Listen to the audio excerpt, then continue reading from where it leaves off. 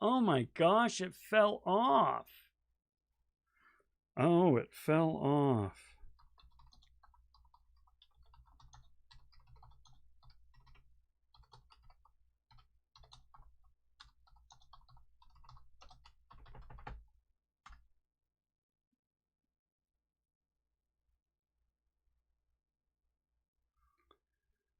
Oh, let's see. Let's see what I can do.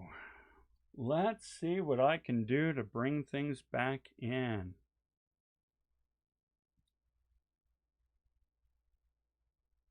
And hear me. Okay. Yeah, so Madison it looks like the streaming stopped, right? So that means a lot of people fell off. I'm going to I'll send them a notice and saying I'm back on.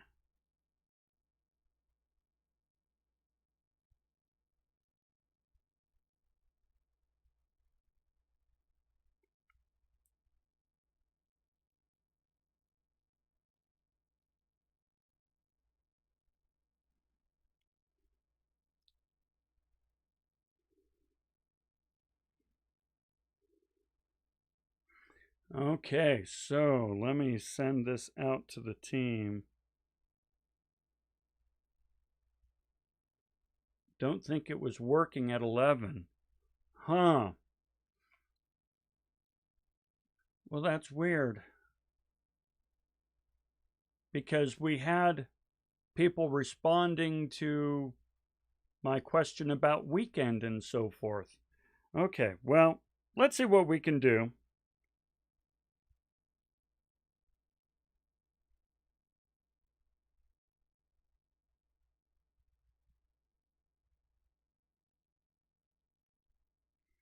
Stream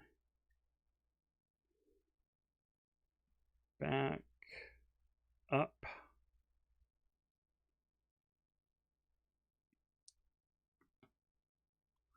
That's strange. That is strange. Because the reason I'm saying that, Madison, is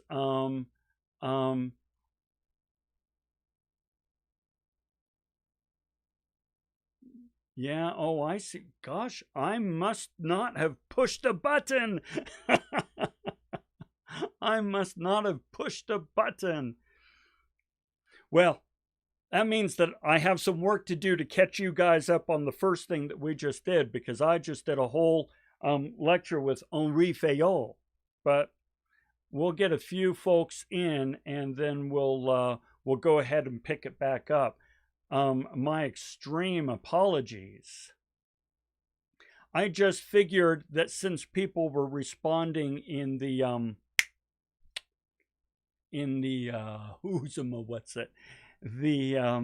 comments, that everyone could see it. So, my bad. My bad. But I'm going to fix it. I am going to fix it. Yes, indeedy I am. And let me send one more note to everyone.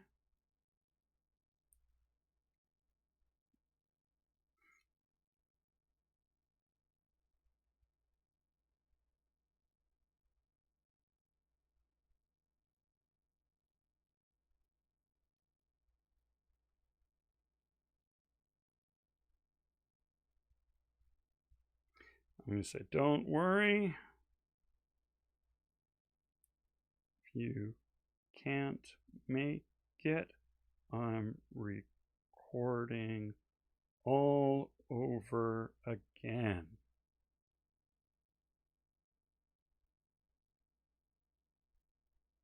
Okay, okay. Yes, my apologies, everyone.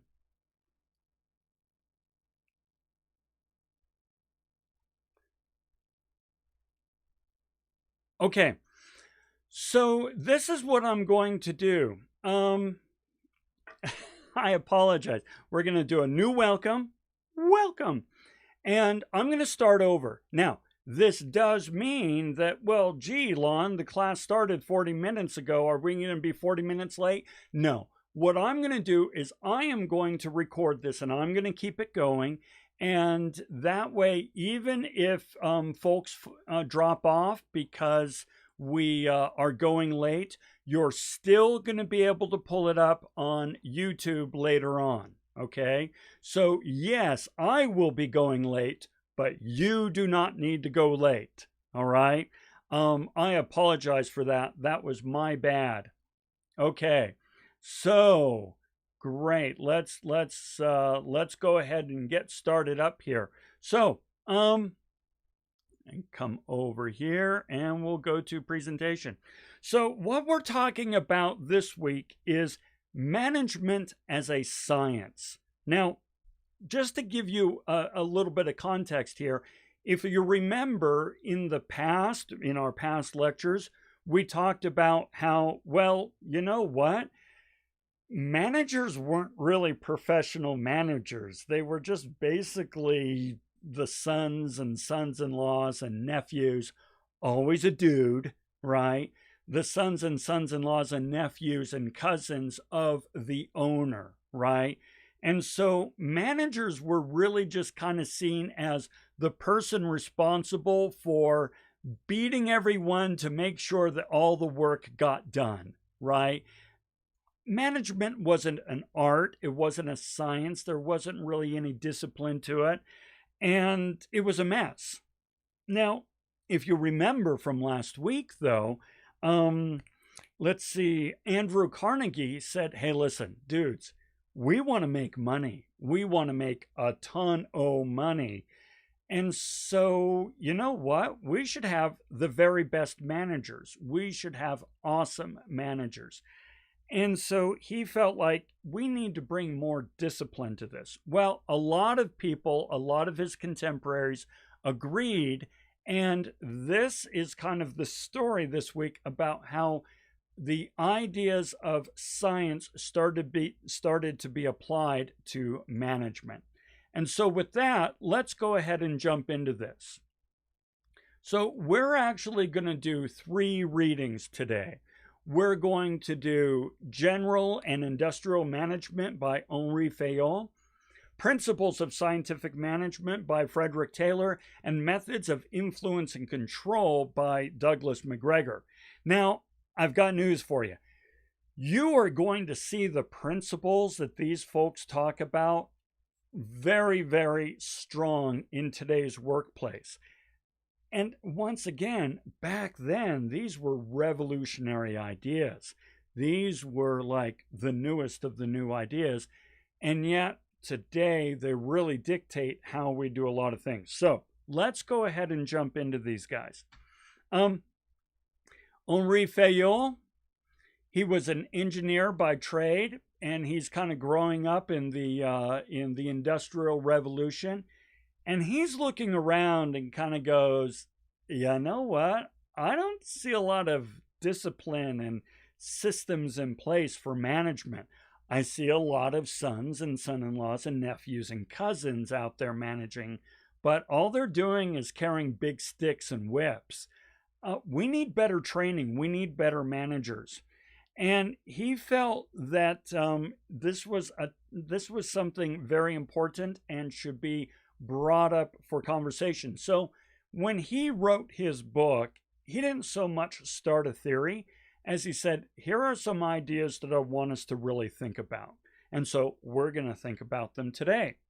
All right. So the first thing is he really said, listen, the role, the function of a manager is to, work through the people. So as we see down here at the bottom, it says, the managerial function finds its only outlet through the members of the organization, the body corporate, as he called it.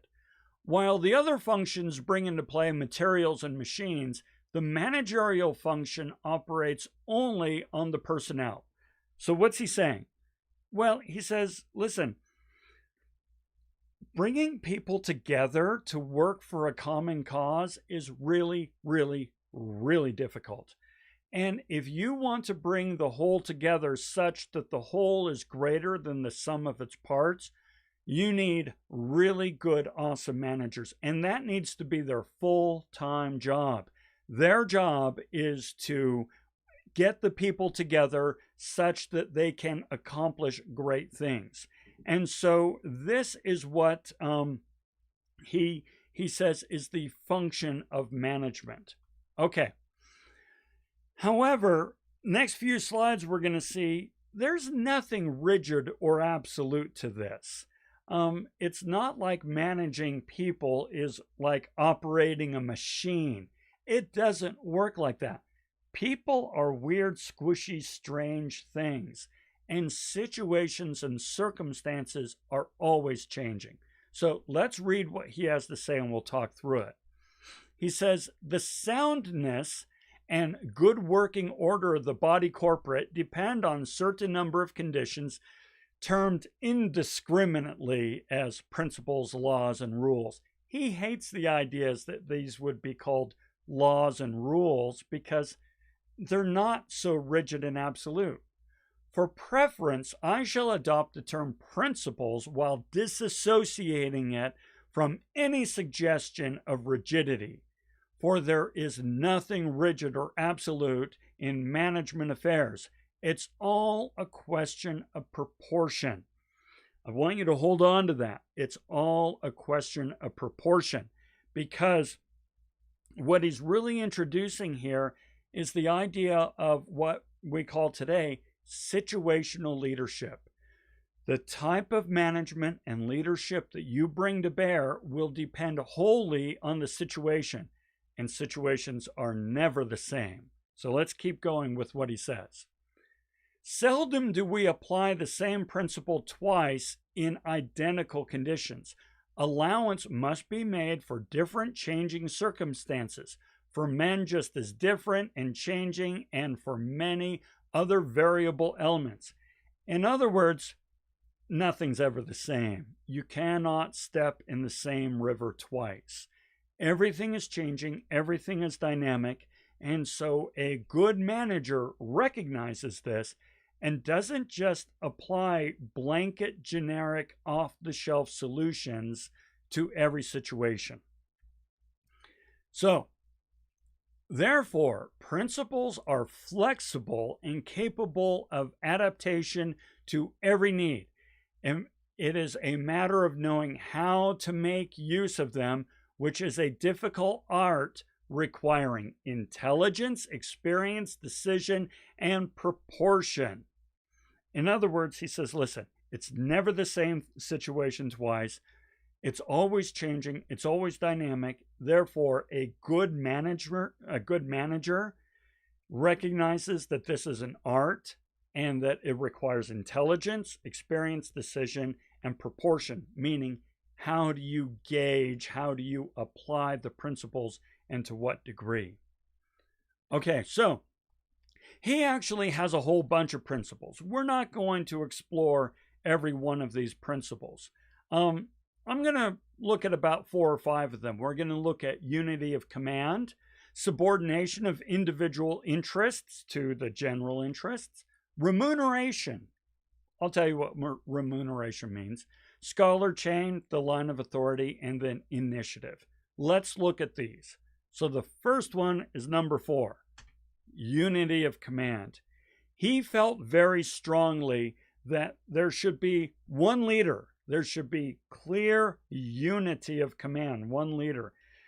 Now, the fact of the matter is, you don't always have just one leader. You often have when I was at Intel, we called 2 in a box, meaning the department, in this case it was HR, had 2 HR vice presidents, Richard Taylor and Patty Murray. Well, the trouble was, and this is what Fayol points out, Richard Taylor, he had one idea of HR, and Patty Murray, she had a different vision for HR. And so I and the whole HR department of Intel Corporation, we were often really kind of at a loss of what to do and what the direction was, because we were getting different orders and different directions and different nuances from the 2 vice presidents. And this was problematic. Henri Fayol would agree, and he said there should just be one. That said, there's never just one, right? So we need to be flexible. Okay, that was unity of command. Subordination of individual interests. He said, listen, if you're going to be a good manager, you need to understand that people need to subordinate their individual interests, and people don't want to do that. So let me explain what that means. It says, listen, I'm Lon. Hey there, I'm Lon. And I have time, I have talents, I have skills, I have energy, and I have resources. And I have lots of goals I want to do myself. I want to do all kinds of things myself. Me. But the organization, Salt Lake Community College, they say, no. We want you, Lon, to push your individual interests aside and instead take your time, energy, talents, and skills and resources and use them for us. We want you to use them to help the organization. Well, that's all well and good, but you better remunerate me, pay me, which is going to be the next slide. But here's the point. Managers need to understand that employees have a choice, and they have their own goals, and they have their own ambitions, and they have their own passions. And when a manager forgets that the employee can actually do whatever they want, they could go somewhere else, they could take their skills somewhere else, they can do their own thing. When a manager forgets this, they put the organization at risk. And so the question then is, well, how do we remunerate them, right? Well, let's talk about that. Remuneration means pay. I'm going to pay you. Lon, says Salt Lake Community College, I want your time, I want your talents, I want your skills, I want your passions, I want your resources. And I'm going to say, well, okay, that's fine. What you going to give me, right? What are you going to pay me? Well, here's the thing. Pay isn't always money. Hold on to this. I'll show you. So let's first see what he says about remuneration. Remuneration of personnel is the price of services rendered. I, right now, am rendering a service. And late because I screwed up the technology. Mea culpa. But don't worry. I'm going to pay the price, not you. I'm going to go late. You can drop off later on and get this in YouTube. Anyway. Okay, they're going to pay me for services rendered. It should be fair and, as far as possible, afford satisfaction to both personnel and the firm. In other words, it should be win-win. Employees should be happy. The organization should be happy. Win-win.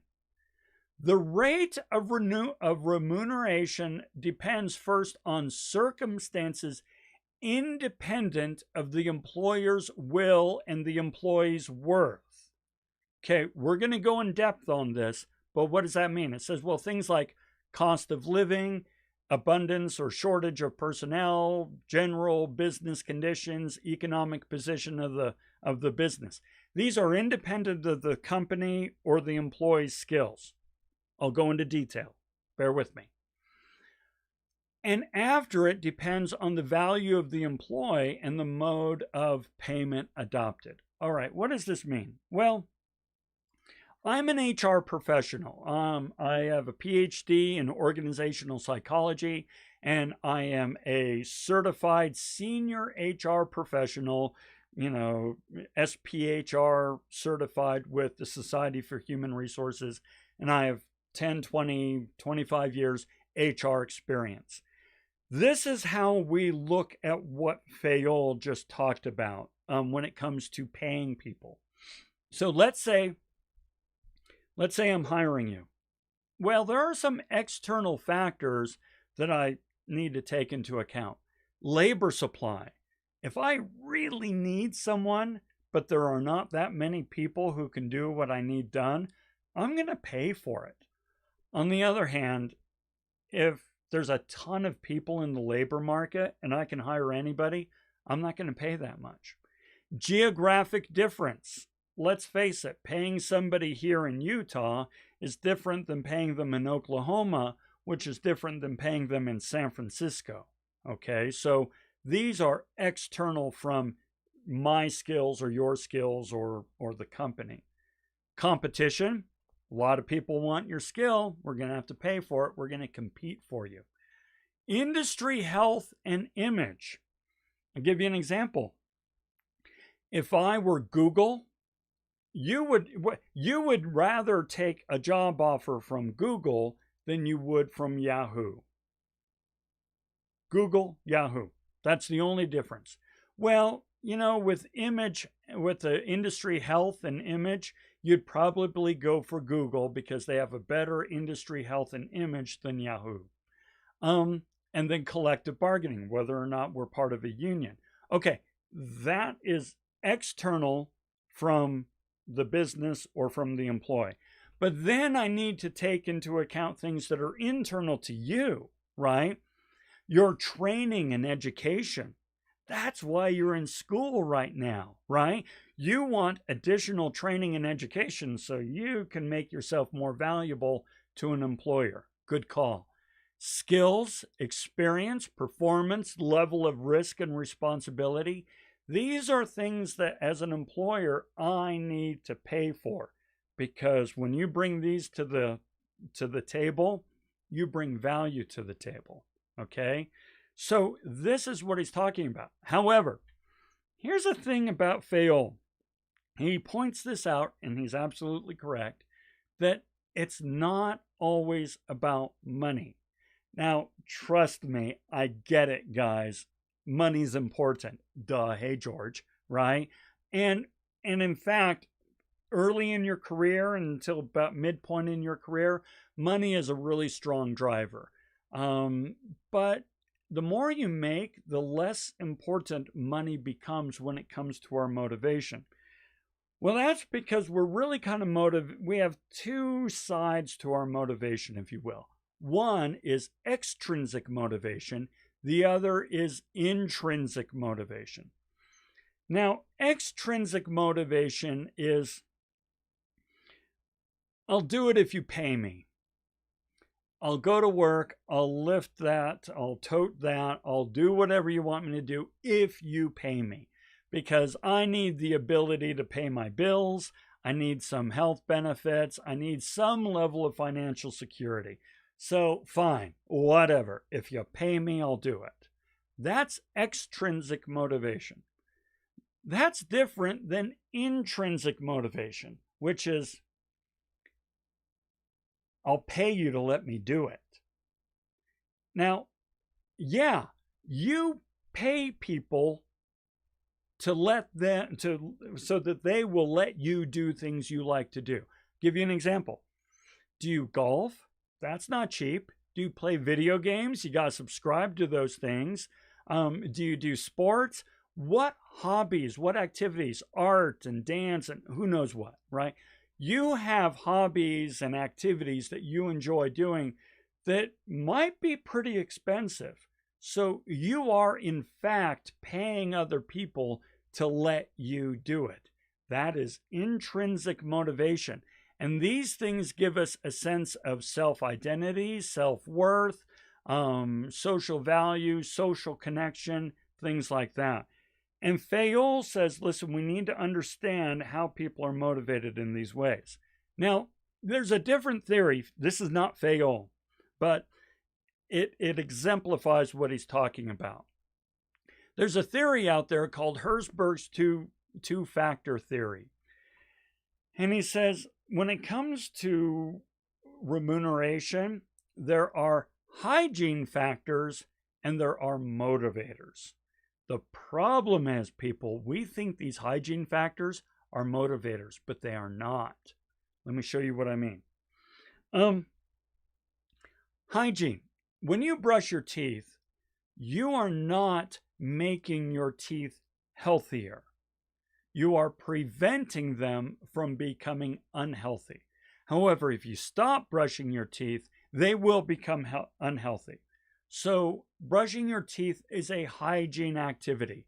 It doesn't make you healthier. It just keeps you from becoming unhealthy. Well, pay is a hygiene factor. Well, and that means that if I gave you more pay, I would not necessarily get more motivation. However, if I reduced your pay, I would get a lot less motivation. So if I came to you and give you a 5% raise, you'd be happy. You'd be great. 5% raise, I can use that. You might even, order pizza and celebrate that night. I don't know, whatever. However, I'm not going to get 5% more performance from you. I'm not going to get 5% more productivity. I just gave you more money and you're happy, but I'm not going to get more out of it. However, if I cut your pay by 5%, I'm going to get a whole lot more than 5% less productivity. You're going to be PO'd. You're going to start looking for another job. You're going to be complaining. I'm not going to get much performance from you. And so I paid the price by cutting it. So pay, security, work conditions, free Coke, these things are not motivators. The things that are motivators are meaningful work and recognition for accomplishment, increased responsibility and opportunities for growth. These are things that motivate people to go above and beyond. Okay? All right, let's keep going. The other one that he talks about is, he basically talks about the line of authority, a org chart, if you will, okay? And one of the things he says is, listen, you got to be flexible in your org charts, because if you try to communicate up and down the org chart, communication is going to be, as he puts it, disastrously lengthy, okay? In other words, if the only way that a janitor can get information from the CEO is from the CEO to the C-suite, to the VPs, to the senior VPs, to the VPs, to the junior, to the director, to the managers, to the supervisors. No, come on. It took me 20 minutes, 20 seconds just to say all that. Imagine if we had to communicate that way. So he says, listen, we need to make sure that we have the right people in the right position doing the right work, and that we, give them the tools they need to communicate themselves so that the information can flow freely. All right, that brings me to the last of his points. Initiative. Okay, this is interesting. Thinking out a plan and ensuring its success is one of the keenest satisfactions for an intelligent man to experience. In other words, people love autonomy. They love to make their own plans, execute those plans, and enjoy the accomplishment. It gives them a great sense of meaning and purpose. It is also one of the most powerful stimulants of human endeavor. In other words, this is what motivates people. Pay, pay motivates to a degree, whatever. But what really motivates people to step up and go above and beyond is when they are able to act autonomously on their initiative. The power of this thinking out and execute is what is called initiative, and freedom to propose and to execute belongs to each in its way to initiative. At all levels of the organizational ladder, zeal and energy on the part of employees are augmented by initiative. In other words, we should allow employees the autonomy they need to make plans, to execute to them, and to feel a sense of accomplishment from what they've done. Okay? This is pretty radical stuff. All right. Now, remember earlier I said, hey, Fayol says we need to practice situational leadership. I want to show you a little bit of what he's talking about here, how we need to bring different leadership skills and management skills to bear depending on the situation. So, for instance, let's say that employees lack information, such as, you guys, you need from me information about, hey, when are the assignments? When are they due? What are the expectations? How do they work?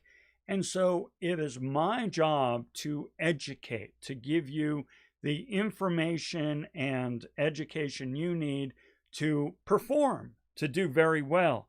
And that means communication. That means copious communication from me. I'm just seeing the space bar is not working. That means communication from me from these videos, emails, announcements, remind.com, and so on and so forth, all to give you the information you need to be successful. Well, sometimes, though, employees, they're feeling, like they're not included, right? And that they're not able to participate. So managers need to make sure that there are systems and processes in place to where everyone can feel included. So, for example, not everybody can attend these live lectures. Well, I don't want, folks who can't attend to feel excluded from the class, not at all. So that's why we record them and put them online so that you can pull them up whenever you want. And that way, everybody feels like they have an opportunity to succeed. Sometimes anxiety is high. Well, in this case, leadership needs to facilitate and support and really help people, come to terms with what's going on. So, for example, you're probably going to have to take some on-campus classes during the fall. Well, what are we doing about COVID-19? Well, the Salt Lake Community College leadership, they are redesigning the classrooms. They are bringing in new equipment. They are redesigning the flow of how things work in the buildings. They're requiring face masks. They're putting in place hand sanitizers. And they're giving us lots of information on how things are going to work come the fall. And so in this way, they are facilitating and supporting us so that when you and I come back to campus in the fall, we feel like we're safe, right? In some cases, the employees that you're negotiating with as a manager, well, they're in positions of power themselves. And that means you can't just tell them what to do. That means you need to negotiate with them. After all, you're asking them to subordinate their individual interests and to exercise their initiative for the good of the organization. Well, if they have some level of power and influence, you're going to have to negotiate with them and come to agreement so that everyone can be happy. And then finally, sometimes an organization is just plain at risk, right? That means that you're going to have to do what you have to do. Explicit and implicit coercion on the part of leadership. So, for example, in this picture right here, these firefighters are not asking the person in the car for permission to help them out. They are not negotiating with the person to say, would you like to be helped out of the car? And they're not even really, hurting themselves that much when they're destroying the door to get it open.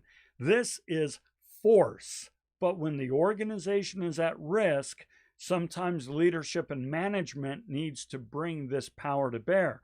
So, for example, when we come back to class in the fall, we're going to be required to wear face masks.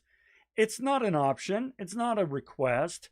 This is explicit coercion saying if you're going to be on campus, you're going to be in a face mask because the organization is at risk. Okay? So there you go. That is Henri Fayol. I'm going to close with this quote from this particular reading. Theodore Roosevelt: the best executive is the one who has sense enough to pick good men to do what he wants done and self-restraint to keep from meddling with them while they do it. Fayol would totally agree. Get the right people in the right position, give them the direction they need, and then step out of their way.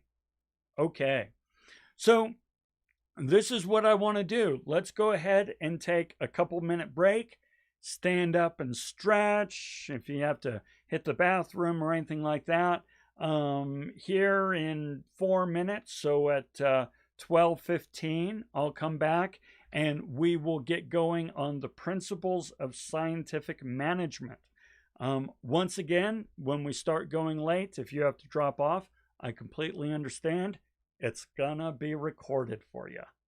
So yeah, we're on break. And yeah, I'm gonna step up and stand up and stretch because my butt hurts.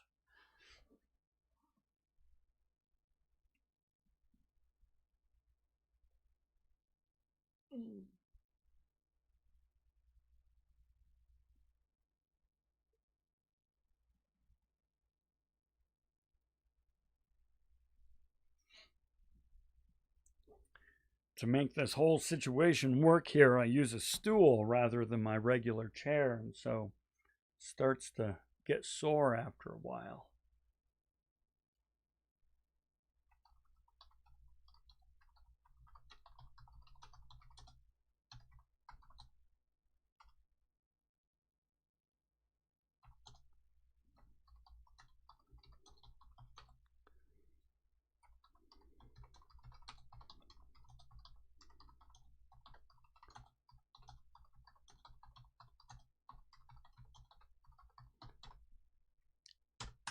Sorry about the mess. Hope you can watch the last parts later on if you can't stick around. Let me see if I can fix this.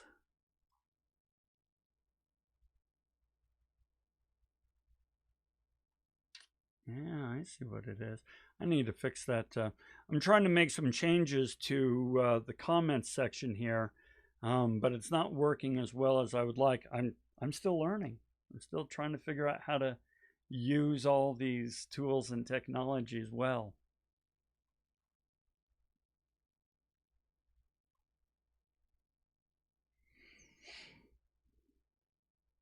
Couple more minutes.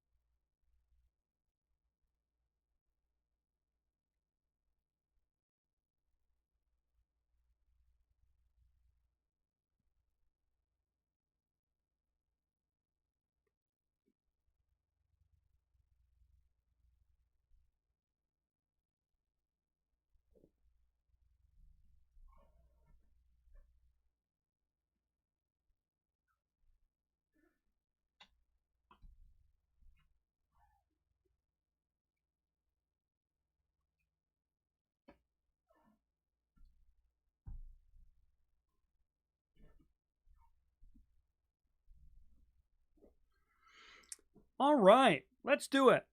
Let's come back and talk about principles of scientific management. All right, so listen.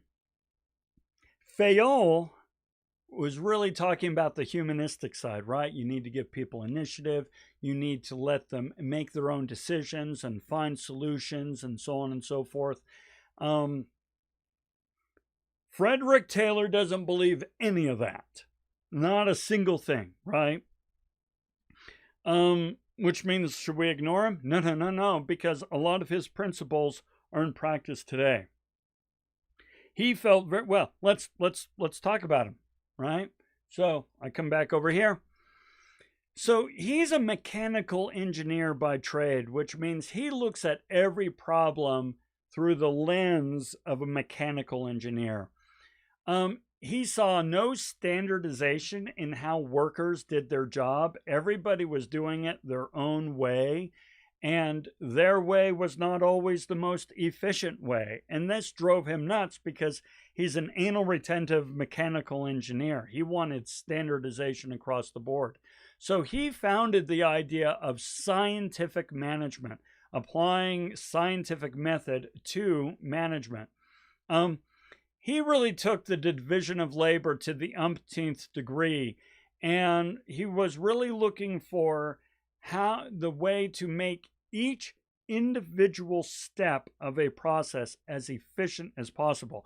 In fact, he would either want to eliminate the step completely or make it as efficient as you could, just depending. So we're going to explore that. He gave the example in the reading of Gilbreth, and bricklaying. So this is, Gilbreth was a bricklayer, or, a manager of, who took Taylor's principles and applied them to bricklaying. So in the reading, when Taylor is talking about bricklaying, he's really giving this as a case study for how his principles work. Okay? So, for hundreds of years, there had been little or no improvement made in the implements and materials used in this trade, nor in fact in the methods of laying bricks. It's always been done this way for centuries. In spite of millions of men who have practiced this trade, no great improvement has been evolved for many generations. So for hundreds of years, it's been done the same way. Millions of people have been doing it, and yet it's being done the same way. Is it the most efficient way? Mr. Frank B. Gilbreth, a member of our society, who had himself studied bricklaying in his youth, became interested in the principles of scientific management and decided to apply them to the art of bricklaying. Okay, what'd he do? Well, he made an intensely interesting analysis and study of each movement of the bricklayer, and one after another eliminated all unnecessary movements and substituted fast for slow motions. He experimented with every minute element, which in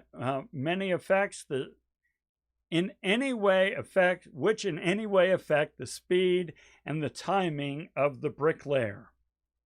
Okay, so he developed the exact position which each of the feet of the bricklayer should occupy in relation to the wall. Yeah, he's looking at the exact position of feet in relation to the wall. I mean, he's looking at every single little thing.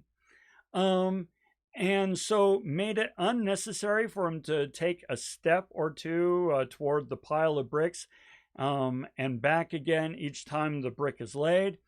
He studied the best height for the mortar box and brick pile, then designed a scaffold with a table on it upon which the materials are placed, and so as to keep the bricks, the mortar, and the man and the wall at their proper relative positions. I mean, he's looking at every single aspect, right? But now watch this.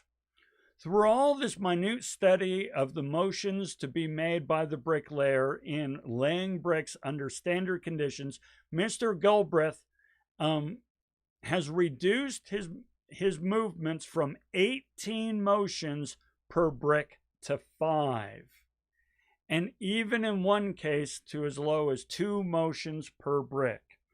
Okay, so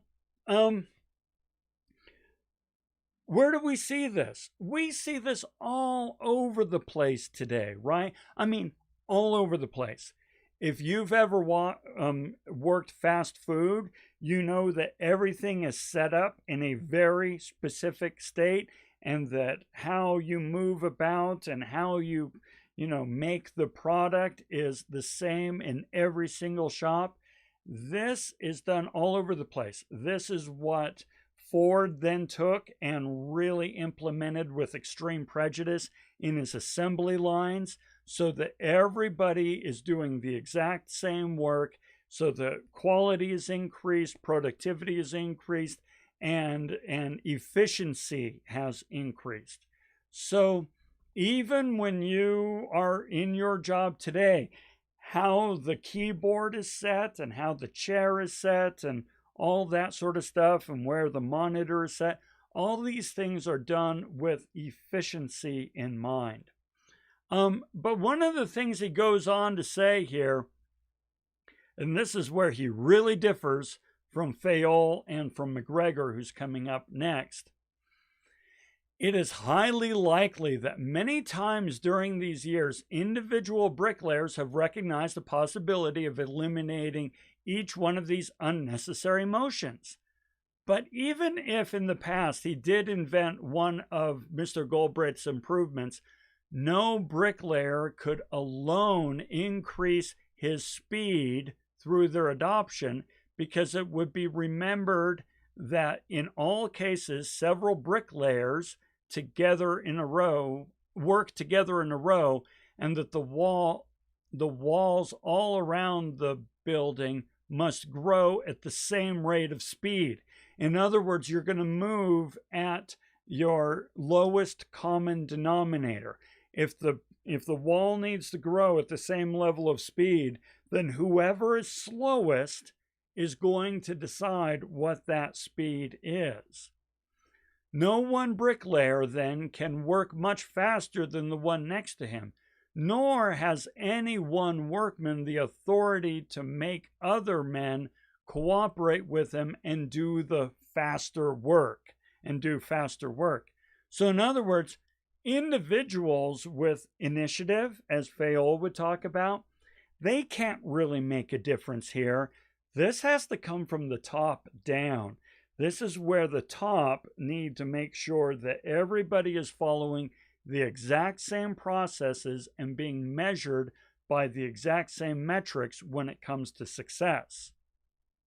So, it is only through enforcement, standardization of methods, enforced adoption of the best implements and working conditions, and enforced cooperation that this faster work can be assured.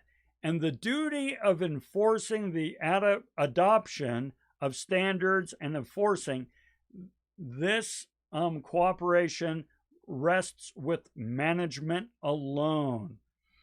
In other words, you as an employee, you don't think, you don't problem solve, you don't try to find a better solution. You just do what managers tell you to do. This was very much Frederick Taylor's approach. However, like I say, we see it all over the place. If you've worked fast food, if you've worked any sort of assembly line, if you've worked any sort of call center, there are these processes in place that management has decided are most efficient, and you follow them. Okay? So that is Frederick Taylor. I'm not going to worry about lean and so forth here. It's just an example of how it's used today. I'll give you this quote from Frederick Taylor. In the past, the man has been first. In the future, the system must be first. Oh man, that's a scary thought. But to him, the system was everything. He's a mechanical engineer after all. Okay, so let me make sure we're good. Yeah. We're good. All right. So last one, folks, is let us talk about Methods of Influence and Control by Douglas McGregor. Now we're getting back into, the humanistic side of management. He was an advocate of human relations approach, meaning that he felt that people should be treated well, trusted, all that sort of stuff. Interested in how beliefs shaped our behavior and motivate us to perform. He's also the founder of Theory X, Theory Y management theory, which we'll touch upon here. So,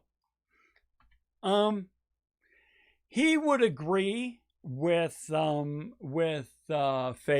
Henri Fayol, that there's nothing standard, there's nothing rigid or absolute when it comes to managing people.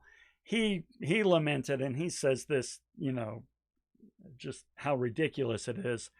He tells the story about one time he saw a manual for supervisory training program in one large company suggest that the instructor point out by analogy and example that the principles of organizations are like the laws of physics. The principles of leadership and management are not like the laws of physics. He totally rejects that. He says, listen, there's a problem with management the way it's being practiced right now. One problem is that because there's no training and no research and no theories out there, and this is what Henri Fayol was talking about, he says we really go to these old, outdated models for management. He says we tend to go to Holy Scripture or to military manuals.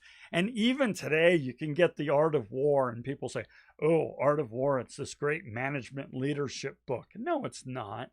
He says there's a lot of principles that, okay, maybe work in a church and maybe work in the military, but that doesn't mean they work in an organization, all right? So he says we need to get rid of these classical organizational theories. He also says the old classical organizational theories that we just talked about there, they're ethnocentric, meaning they totally ignore, progress made in political, social, economic, technological arenas. There are realities today that did not exist yesterday. And so to ignore these political, social, and technological economic realities and just manage people like we did, 2,000 years ago, he says is ridiculous. And then third, he said a lot of these principles of management are based on erroneous assumptions about behavior, meaning, well, we know how to make people do what we want them to do. You beat the crap out of them. You beat the crap out of them until they do what you want them to do.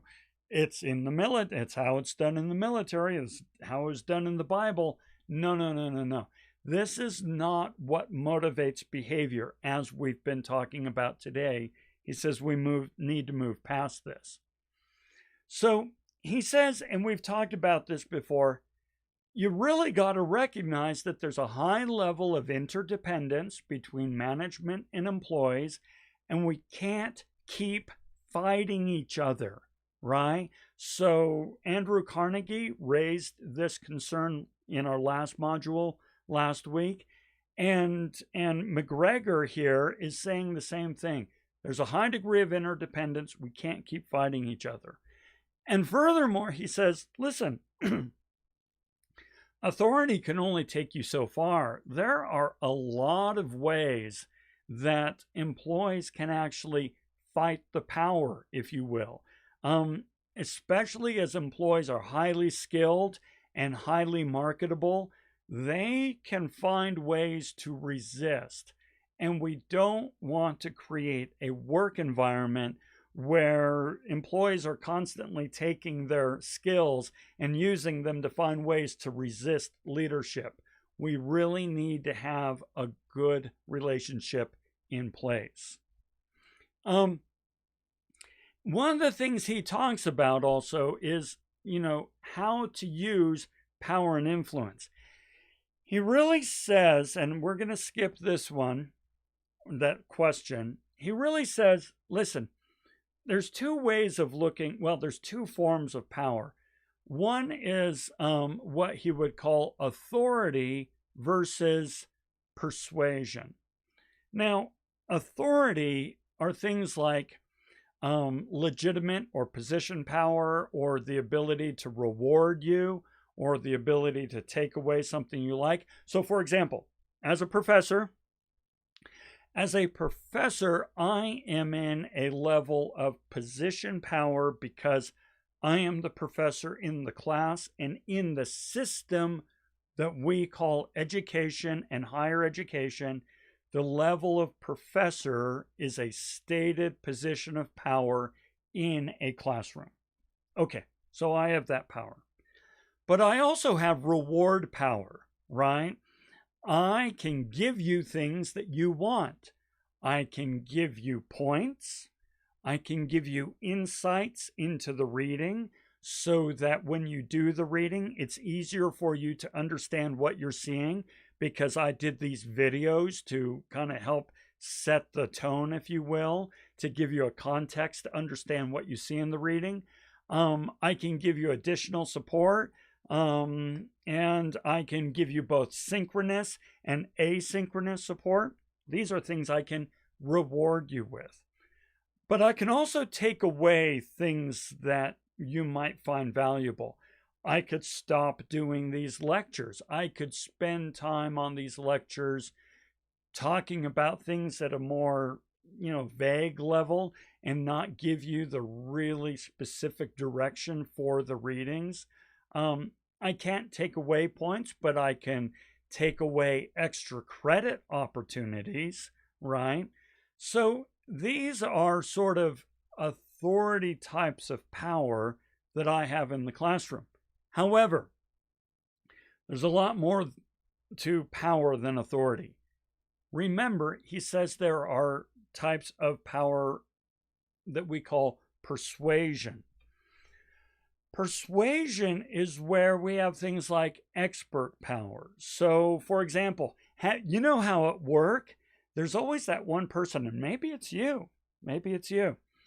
There's always that one person who really knows how to do something, and that thing that needs to be done is really valuable.